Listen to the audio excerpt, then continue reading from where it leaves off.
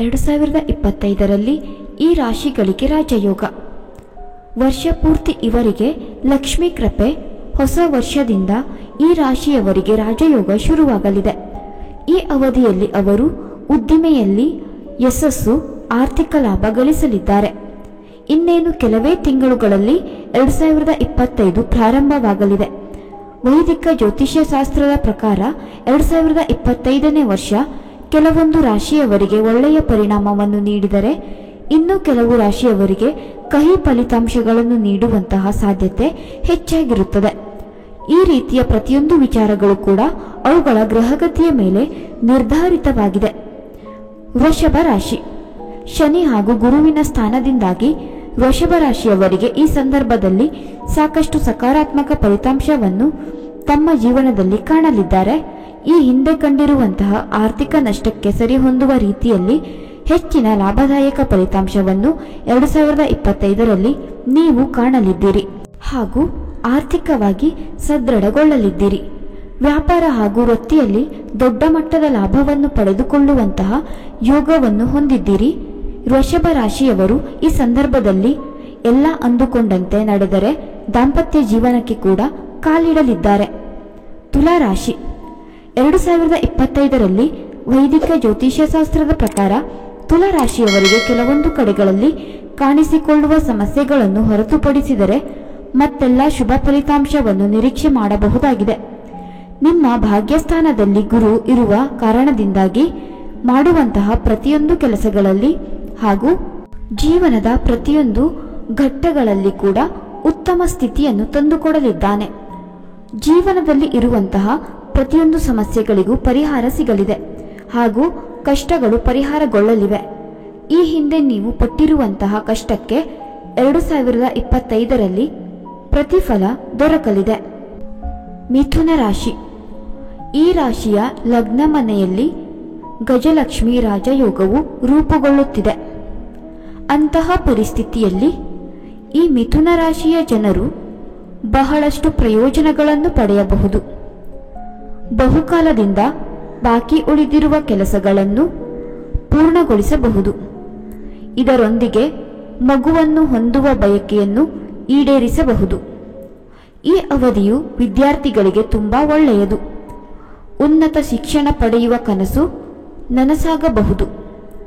ಇದರೊಂದಿಗೆ ಸ್ಪರ್ಧಾತ್ಮಕ ಪರೀಕ್ಷೆಗಳಿಗೆ ತಯಾರಿ ನಡೆಸುವವರು ಯಶಸ್ಸನ್ನು ಪಡೆಯಬಹುದು. ವ್ಯವಹಾರದಲ್ಲಿ ಪ್ರಗತಿಯ ಬಲವಾದ ಅವಕಾಶಗಳಿವೆ. ಇದರೊಂದಿಗೆ ವ್ಯಾಪಾರದಲ್ಲಿ ಪಡೆಯುತ್ತಿರುವ ಸಮಸ್ಯೆಗಳು ಸಮಾಜದಲ್ಲಿ ಗೌರವ ಹೆಚ್ಚಾಗಬಹುದು. ಆರ್ಥಿಕ ಸ್ಥಿತಿ ಬಲವಾಗಲಿದೆ.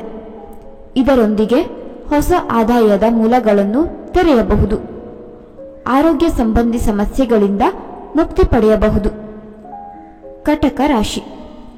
ಗಜಲಕ್ಷ್ಮಿ ರಾಜಯೋಗವು ಕರ್ಕ ರಾಶಿಯ ಜನರಿಗೆ ತುಂಬಾ ಪ್ರಯೋಜನಕಾರಿಯಾಗಿದೆ. ಈ ರಾಶಿ ಚಕ್ರ ಚಿಹ್ನೆ ಶುಕ್ರ ಮತ್ತು ಗುರುಗಳ ಸಂಯೋಗವು 12ನೇ ಮನೆಯಲ್ಲಿ ನಡೆಯುತ್ತಿದೆ. ಅಂತಹ ಪರಿಸ್ಥಿತಿಯಲ್ಲಿ ನೀವು ಆಧ್ಯಾತ್ಮಿಕತೆಯ ಕಡೆಗೆ ಹೆಚ್ಚು ಒಲವು ತೋರುತ್ತೀರಿ. ಧಾರ್ಮಿಕ ಕಾರ್ಯಗಳಲ್ಲಿ ಸಕ್ರಿಯವಾಗಿ ಭಾಗವಹಿಸಬಹುದು. ದೀರ್ಘಕಾಲದ ಸಮಸ್ಯೆಗಳು ಈಗ ಕೊನೆಗೊಳ್ಳಬಹುದು. ಇದರೊಂದಿಗೆ ವಿದೇಶಕ್ಕೆ ಹೋಗುವ ನಿಮ್ಮ ಕನಸು ನನಸಾಗಬಹುದು. ನೀವು ವಿದೇಶದಲ್ಲಿ ಕೆಲಸ ಮಾಡುತ್ತಿದ್ದರೆ ನೀವು ಉತ್ತಮ ಆರ್ಥಿಕ ಲಾಭವನ್ನು ಪಡೆಯಬಹುದು. ಸಂತೋಷ ಮತ್ತು ಸಂಪನ್ಮೂಲಗಳು ಹೆಚ್ಚಾಗಬಹುದು. ಕುಟುಂಬದಲ್ಲಿನ ದೀರ್ಘಕಾಲದ ಸಮಸ್ಯೆಗಳು ಈಗ ಕೊನೆಗೊಳ್ಳಬಹುದು. ಇದರೊಂದಿಗೆ ಉತ್ತಮ ಶಿಕ್ಷಣ ಮತ್ತು ಉತ್ತಮ ಹಣವನ್ನು ಪಡೆಯುವುದರೊಂದಿಗೆ ಸಂತೋಷದ ದಾಂಪತ್ಯ ಜೀವನವು ಉತ್ತಮವಾಗಿರುತ್ತದೆ. ವ್ಯಾಪಾರದಲ್ಲಿಯೂ ಅದೃಷ್ಟವು ನಿಮಗೆ ಅನುಕೂಲಕರವಾಗಿರುತ್ತದೆ. ಧನು ರಾಶಿ. ಈ ರಾಶಿಯ ಅಧಿಪತಿ ಗುರು ಮತ್ತು ಶುಕ್ರನ ಜೊತೆಗೆ 4ನೇ ಮನೆಯಲ್ಲಿ ಗಜಲಕ್ಷ್ಮಿ ರಾಜಯೋಗವನ್ನು ಸೃಷ್ಟಿಸುತ್ತಾನೆ. ಅಂತಹ ಪರಿಸ್ಥಿತಿಯಲ್ಲಿ ಈ ರಾಶಿಚಕ್ರ ಚಿಹ್ನೆಯ ಜನರು ಸಹ ಸಂತೋಷವನ್ನು ಪಡೆಯಬಹುದು. ವೈವಾಹಿಕ ಜೀವನದಲ್ಲಿ ಸಂತೋಷ ಇರುತ್ತದೆ. ಇದರೊಂದಿಗೆ ಕುಟುಂಬದೊಂದಿಗೆ ದೀರ್ಘಕಾಲದ ಸಮಸ್ಯೆಗಳು ಈಗ ಅಂತ್ಯಗೊಳ್ಳಬಹುದು. ಜೀವನದಲ್ಲಿ ಶಾಂತಿ ನೆಲೆಸಬಹುದು. ಬಹಳ ದಿನಗಳಿಂದ ಕಳೆದುಕೊಂಡಿದ್ದ ಹಣವನ್ನು ಮರಳಿ ಪಡೆಯಬಹುದು. ಆರ್ಥಿಕ ಲಾಭದ ಹಲವು ಸಾಧ್ಯತೆಗಳಿರಬಹುದು. ಕುಂಭರಾಶಿ. ಈ ಸಂದರ್ಭದಲ್ಲಿ ಕುಂಭರಾಶಿಯ ಜಾತಕದವರಿಗೆ ಸಾಡೆ ಸಾತಿ ನಡೆಯುತ್ತಿದ್ದರೂ ಕೂಡ ಜೀವನದಲ್ಲಿ ಏನು ಮಾಡಬೇಕು ಅಥವಾ ಏನು ಮಾಡಬಾರದು ಎನ್ನುವಂತಹ ಸರಿಯಾದ ಚಿತ್ರಣವನ್ನು ಅಥವಾ ಪಾಠವನ್ನು ಕಲಿಸಿಕೊಡುತ್ತದೆ. ಗುರುಬಲದಿಂದಾಗಿ ಕೂಡ ಕುಂಭರಾಶಿಯವರಿಗೆ ಈ ಸಂದರ್ಭದಲ್ಲಿ ಸಾಕಷ್ಟು ಅನುಕೂಲಕರ ಪರಿಸ್ಥಿತಿ ನಿರ್ಮಾಣವಾಗಲಿದೆ ಹಾಗೂ ಮಾಡುವಂತಹ ಕೆಲಸದಲ್ಲಿ ಗೆಲುವು ಕಟ್ಟಿಟ್ಟ ಬುತ್ತಿಯಾಗಿದೆ. ಶನಿಯ ಕಾರಣದಿಂದಾಗಿ ಕೂಡ 2025ರಲ್ಲಿ ಕುಂಭರಾಶಿಯವರು ಸಾಕಷ್ಟು ಸಕಾರಾತ್ಮಕ ಫಲಿತಾಂಶಗಳನ್ನು ತಾವು ಮಾಡುವಂತಹ ಕೆಲಸ ಹಾಗೂ ವ್ಯಾಪಾರಗಳಲ್ಲಿ ಪಡೆದುಕೊಳ್ಳಲಿದ್ದಾರೆ. ಹಣಕಾಸಿನ ವೃದ್ಧಿ ಕೂಡ ಕಂಡುಬರಲಿದ್ದು ಆರ್ಥಿಕವಾಗಿ ಸಂಪೂರ್ಣವಾಗಿ ಸದೃಢರಾಗಲಿದ್ದೀರಿ.